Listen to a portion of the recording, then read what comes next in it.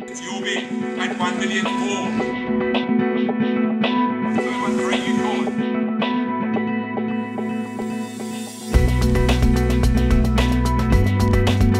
At 1,000,004. 60 now. You call it. Are we all done? We all done. Silence. Hi and welcome. Now I've got a bit of a treat for you and I'd like to invite you to join me to come on a real life property renovation. With cameras rolling, we'll go from choosing the right property all the way through the renovation to the finished product. And along the way, I'll be revealing to you renovation techniques that I've used to build a multi-million-dollar property portfolio. This property is very much on my shortlist. We're going to retile, resurface and reuse. To start with, I want to show you how to select the right property and avoid those hidden problems. I'll be showing you exactly how I add value to the property to create a profit. The two areas that you can make the biggest impact on value in your property is the kitchen and the bathroom. And how I then use the profit I've made to do it again and again and again. The project is completely finished and on the market. So, if you're interested in renovation, perhaps you already own an investment property, or if you'd like to start using property to build wealth towards your financial goals and future, then stay tuned. I'm Jane Slacksmith, and over the last 13 years, I've built a multi-million-dollar property portfolio, and I've done it all with renovation. Strategic renovation is the fuel that I use to build and grow that portfolio. And today that portfolio goes up by tens of thousands of dollars every month. That's every single month.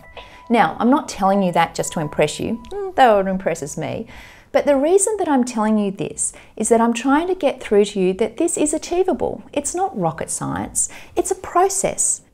What I followed was just a systematic approach. And if you're willing to do the work, you could achieve the same result. But what I find holds many investors back when they're starting out is a lack of clarity or the absence of a roadmap or structure. People constantly tell me that they're overwhelmed by the amount of information out there and are held back from taking action by fear of getting it wrong. People like Russell. Russell really wanted to start investing in property, but had been unable to take the first step.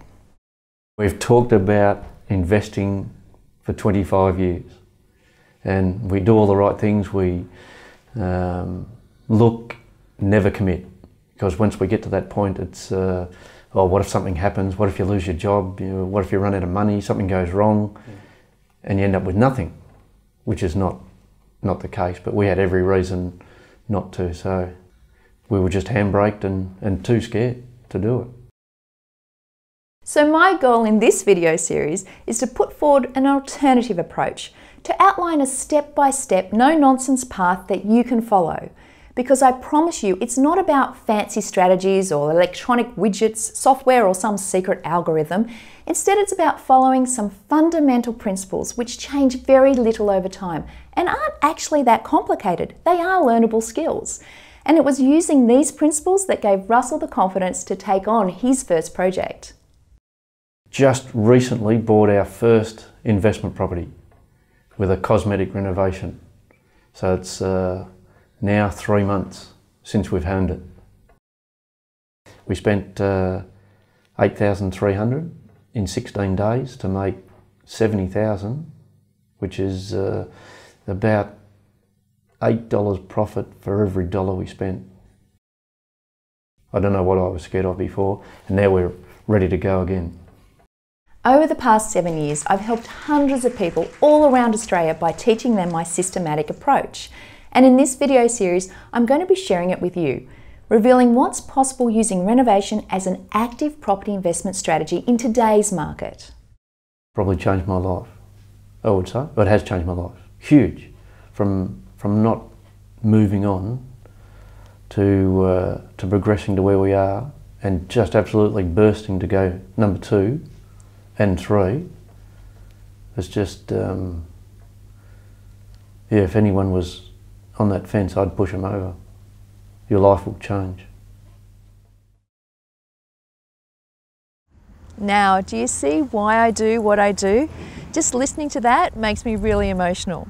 Now, we're going to be listening to more of Russell's journey to his property success over the rest of the video series. But first, I need to warn you because there are some dark clouds on the horizon. I'm constantly seeing people who are attempting to renovate for profit and losing money. In fact, instead of making a profit, they barely break even or even worse. And that's a real problem because a failed renovation can really set you back years, or in some cases cause you to give up entirely. Now that's a tragedy because it often takes years for people to get to the stage where they can start in the first place, and then they end up going backwards. And the thing is, those problems are all so easy to avoid, and I'll come back to each one of them shortly. But this is a good time to point out that it's not renovation alone that is some kind of magic bullet here. In fact, just renovating any old house is kind of like playing Russian roulette, except it's the other way around. The profit is the empty chamber and the other 5 chambers are loaded with bullets. The odds are actually against you. What I mean is by randomly renovating any old property, you're actually more likely to lose money than make a profit. And that is because not all properties have the capacity to add value through renovation. Those renovation strategies that were all the rage 5 years ago of buying just about anywhere, renovating and selling for a massive profit, don't work today. And in today's market, you have to be smart about where you buy. It's actually a pretty simple thing that makes a property profitable or not. It really comes down to what an unrenovated house on a given street is worth compared to what a renovated house is worth in the same street or area. It's the difference between these 2 prices that makes a renovation viable. If you're buying an unrenovated property for $350,000, but the renovated properties on the same street are only selling at $380,000, then you're very unlikely to make a profit. Now, there are some suburbs that are way better than other suburbs when it comes to this difference in price between unrenovated and renovated properties. And I've spent many years studying what constitutes a good suburb. It's not all bad news. In fact, it's mostly good news. Mostly great news actually, because I'm right now every day seeing these great renovations. I hear this from my students, I see the results. And in fact, the gap between what they're achieving right now and those trying the old approaches couldn't be bigger. And that's what this video series is all about. So over the next 4 videos, I'm going to walk you through some of the fundamentals of renovating for profit.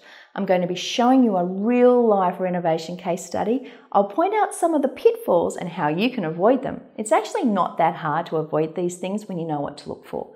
And I'll be showing you what's working right now, because when you renovate a property correctly, you can then go on to stack these on top of each other, where each one becomes a stepping stone up to the next one, which is how you use property to build real wealth.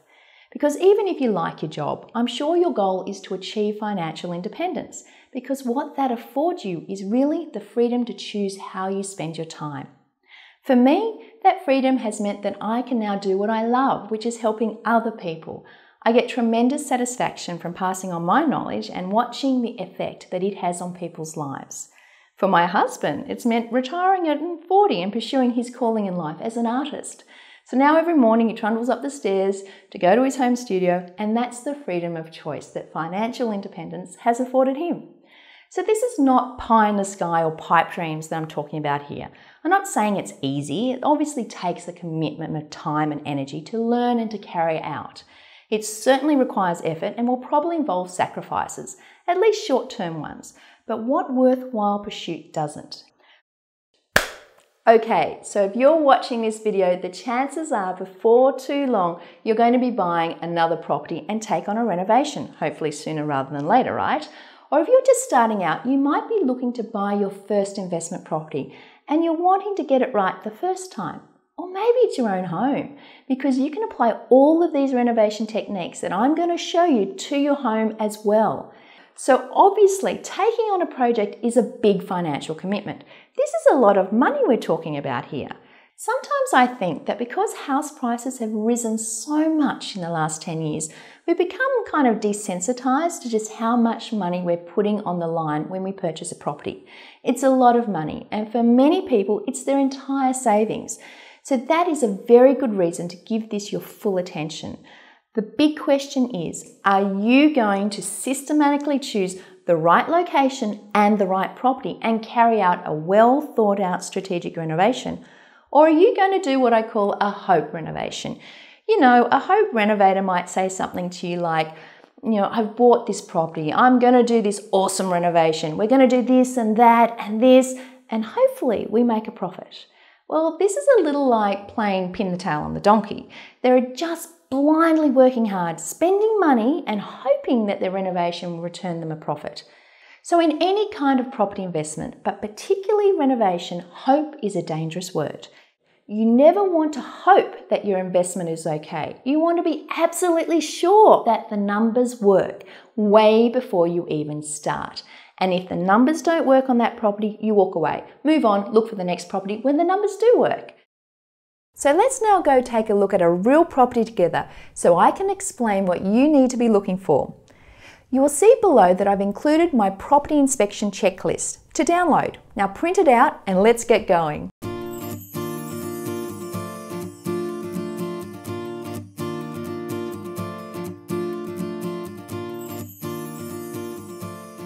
And here we are. Now this property is very much on my shortlist. So I've organised through the agent for a full hour so I can go through and have a more thorough look of what kind of renovation costs I'm going to be up for.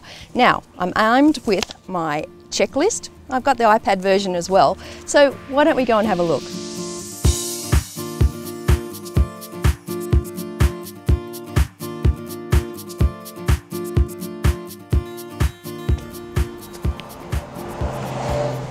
It's all about first impressions, and you know what? Those stairs are wobbly. Now this is the entrance area and it's a nice big area, but I bet you no one uses it because it's ugly. So I'd be looking at doing some simple things. First of all, getting rid of this character glass and this air conditioner, which looking at the spider webs, I doubt even works. I'd be cleaning this up, painting the outside of the property, definitely, that is where the bang for the buck is, and I'd be updating this and giving it a facelift. These kind of structures just make it look old. I'll be putting in some wooden posts here.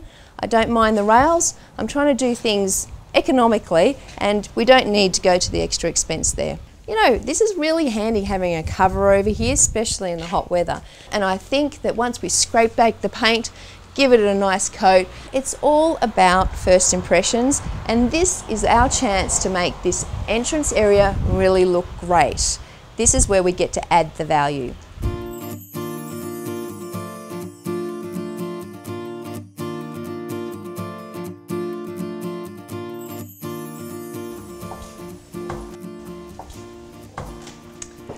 One of the things that I first look for is actually a smell, the smell of fresh paint. You'll find that paint and wallpaper can be covering up so many different types of problems.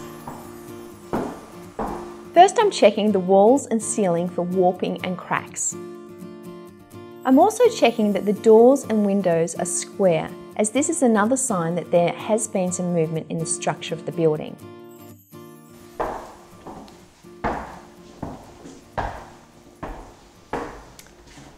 One of the things you may not be picking up here from the camera is actually this floor feels like it's on a bit of a lean. Now, a telltale sign of that is actually if there is a gap between the skirting boards and the floorboards, which we have here. Now, this could be a problem, so we want to be able to get under and have a look at the stumps. I'm just want to inspect to see anything that's going to cost me some money. Ugly things that I may get rid of, things that might date a property as well. And here we have the kitchen. Now, this kitchen doesn't look too bad actually, which is good. Interesting that we've got such high cupboards up here. Nice tiles. You know what? In a really fancy renovation, I'd possibly be looking at ripping this out, but not in this area. Remember, we're renovating for the market. So maybe we'll just clean this up, a bit of paint, a bit of resurfacing. Let's have a look at that a bit later.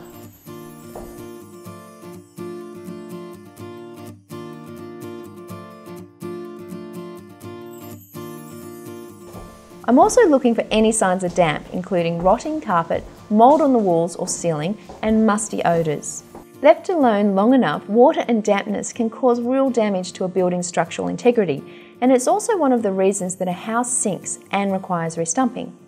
So here I am outside the bathroom, and you know what? There's evidence of water damage. And you know, it looks like this has been going on for some time. It's one thing to actually fix this up. So what we're going to have to do is we're going to have to get some new floorboards and match them up, and potentially new joists. So we need to be aware of that as a cost. But the underlying problem that's causing this, you know what? We really need to deal with that. Otherwise, this is just going to happen again, and we don't want that. So now let's have a look at the bathroom.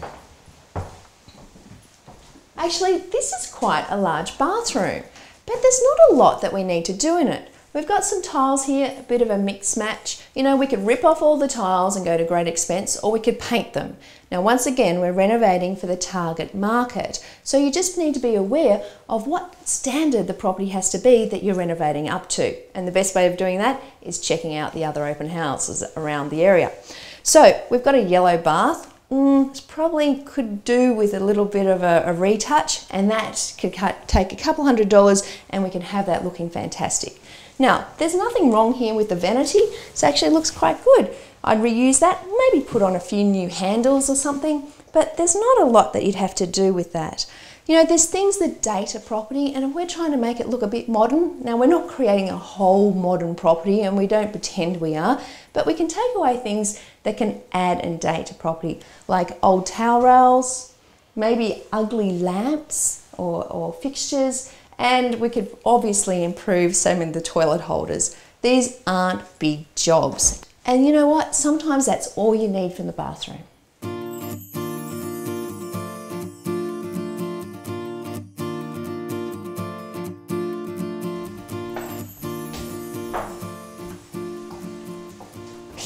So here we have the laundry. One of the things that I always test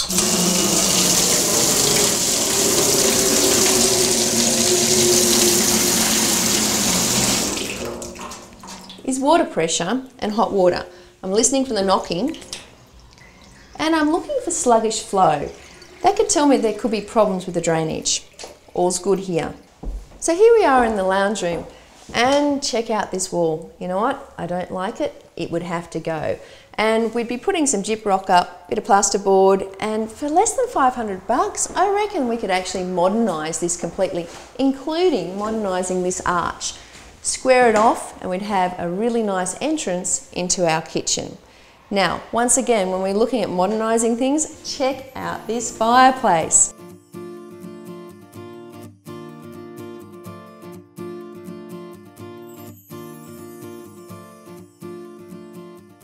So here we have a bedroom, standard 4 walls, not a lot here. In actual fact, this is one of my often concerns that I concentrate on. Not enough power points. It drives me crazy. Potentially it's going to drive your tenants crazy too. There's one power point in this room. You know what? I usually try to get some wardrobes in as well, just make it more rentable. However, I don't think there's enough room here to do it. There's nothing really wrong with this at all. Painting, new light fittings, and you know what? I really don't like the colour of the carpet.